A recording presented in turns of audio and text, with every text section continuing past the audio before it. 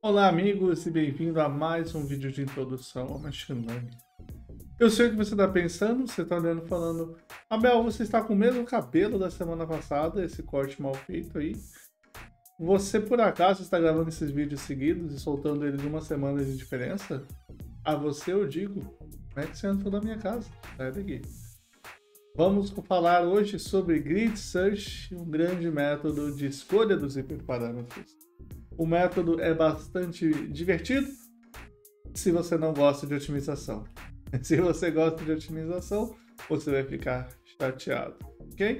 Antes de começar a aula, já se inscreve no canal, deixa um like, chama um amigo para assistir com você, manda para a família, fala que Machine Learning está na moda e que o salário é alto ou algo do tipo, e pega o caderninho e vamos estudar. Então, a aula de hoje é sobre otimização de hiperparâmetros, tá? Então, lembrando para você que pulou várias aulas para vir para essa, o que é bastante válido, já que esse assunto é o primeiro assunto que é mais complicadinho quando você está trabalhando classificação, regressão. O resto é mais ou menos, ok, eu mudo um método para o outro, entendo visualmente. Esse daqui você tem que ficar rodando as coisas. Parâmetros em Machine Learning são as variáveis, os betas, quando existem.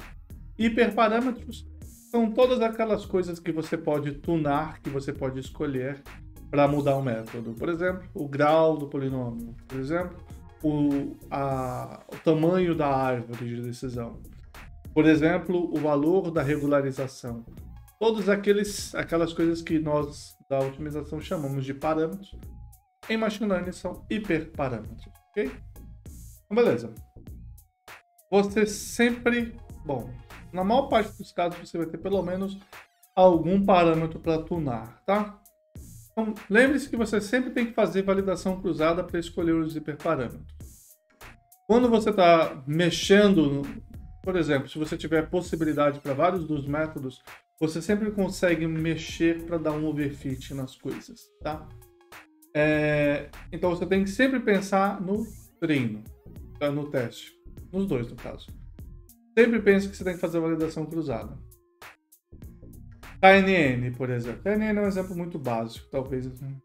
Vamos pensar em regressão polinomial. Pronto. Regressão polinomial. Você quer passar a sua reta nos pontos. Você tem duas coisas para decidir. Qual é o grau do polinômio? Qual o valor dos betas? Escolher os valores dos betas vai melhorar o seu valor do treino, vai minimizar o máximo possível para aquele grau dado fechado. Você aumenta o grau, você consegue ter um beta melhor, tá? Você consegue ter passar em mais pontos. Você aumenta o grau, você consegue passar em mais pontos. Pode aumentar o grau indefinidamente, você vai otimizar. Você vai conseguir passar em todos os pontos, a não ser quando eles forem colineares e tiver problemas numéricos. Mas teoricamente você passa em todos os pontos. Então você precisa fazer validação cruzada, não esquece disso. Validação cruzada é essencial para você fazer otimização de hiperparâmetros, senão você só está fazendo um overfit em caro, tá? É só isso que você está fazendo. É tão importante que o método padrão Grid Search do Scikit-Learn já vem com a opção CV para você fazer o Grid Search com Cross Validation. No caso, ele faz K-fold lá dentro, ok? Bom, otimização de hiperparâmetros por Grid Search nada mais é que testar todas as opções que você der para ele. Por exemplo, exatamente o que a gente vai fazer aqui. Na aula passada a gente falou floresta, você pode escolher o número de árvores na floresta, você pode escolher, minha mão nem está aparecendo direito, número de árvores na floresta, você pode escolher a profundidade máxima dessas árvores. Você fala, eu quero árvores, eu quero 2, 3, 4, 5, 6, 7, até 100 árvores, e eu quero testar com profundidade 2, 3, 4, 5, 6, 7, até 10. Todas essas combinações aí você testa. Você fala para ele, roda aí para mim todas elas, me diz qual é melhor. É isso, é só isso. E isso é Grid Search. A gente chamaria de força bruta. Ok? O método de força bruta. Então tem aqui um conjunto simplificado, tá? Nada muito grande nele. verde para um lado, azul no meio, vermelho para o outro. Tem muitas firulas. E eu vou fazer exatamente isso para esse conjunto. Eu peguei um número de árvores, eu peguei a profundidade máxima e eu tenho a acurácia média nos treinos aqui em cima e a acurácia média nos testes aqui embaixo. Aqui nesse eixo eu tenho o número de árvores e aqui no eixo vertical tem a profundidade máxima. Você pode ver que conforme eu vou aumentando o número de árvores e conforme eu vou aumentando a profundidade, o meu método vai ficando melhor. Então eu estou aqui em cores. As cores iniciais não faz muita diferença, só para você ver que é ruim, mas um laranja, amarelo, verde, verde escuro é onde ele fica bom. Aqui embaixo, ruim. Nesse caso, você ter só profundidade 1 é horrível. Você ter a profundidade 2 é só ruim. Profundidade 3, 4, 5 começa a ficar interessante. Você pode perceber que overfishing também está seguindo essa tendência, né? A gente tem 100% em vários casos aqui. 100%. Lembrando, é uma floresta aleatória. Isso aqui foi tudo rodado com a semente 0. Então, se eu mudar a semente, esses valores vão mudar levemente. Os daqui de baixo com mais peso e os daqui de cima menos, tá? No teste, como que funciona? Parecido, mas diferente. Você tem essa mesma ideia que para alguns você tem o underfitting, então o método fica ruim também. Então aqui embaixo o método é ruim para os dois. Mas você pode ver que aqui no meio o método fica razoável para o teste, não varia tanto assim. Mas se você quer o melhor possível, o seu melhor modelo para aquele conjunto, você tem aqui 86% em 2 casos, como eu falei, aleatório. Em algumas situações aqui já veio 3, 4. Então eu tenho 2 casos aqui, onde eu obtive 86% de acurácia no teste. Tá? Lembrando, estou fazendo K-fold, então é a acurácia média nos 2 casos.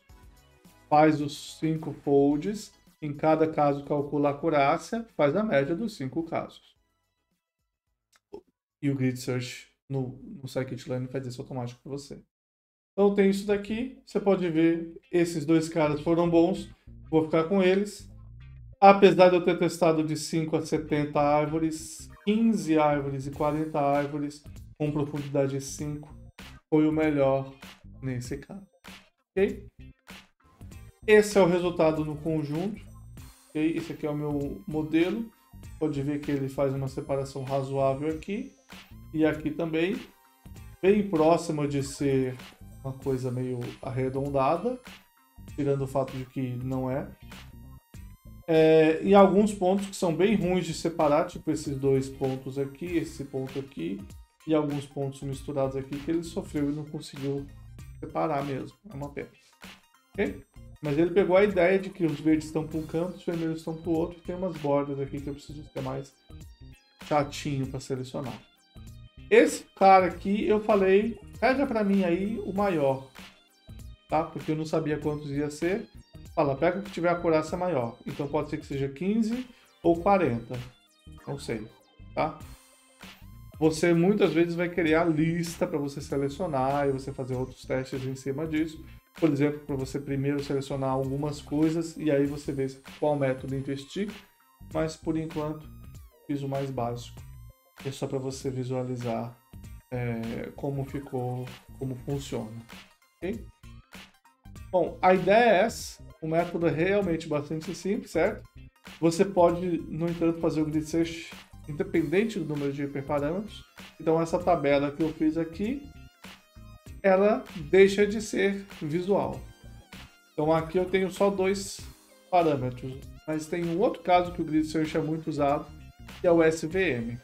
O SVM você tem, primeiro, qual é o kernel, que pode ser o radial, é o mais frequente, mas você pode testar o logístico também, polinomial.